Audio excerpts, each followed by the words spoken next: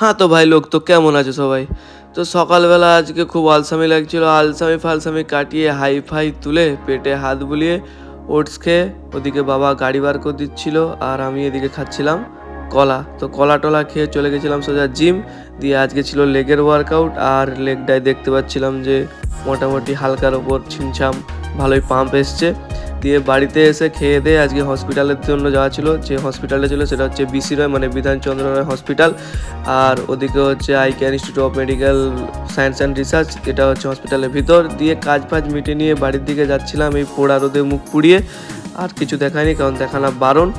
দিয়ে ঘরে এসে হয়ে গেছিলাম আমি পুরো জ্যান্ত লাশ। দিয়ে জ্যান্ত লাশ দিয়ে হয়ে উঠে এই মনোরম পরিবেশ দিয়ে জেসিবি দেখতে দেখতে গাড়িতে বসে হাওয়া খেতে খেতে পৌঁছে গেছিলাম মহিষাদল।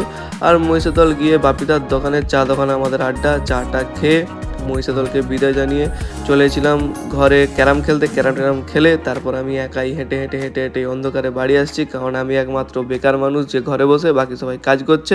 তো ভিডিওটা এতটাই, লাইক কমেন্ট শেয়ার সাবস্ক্রাইব করে দিও।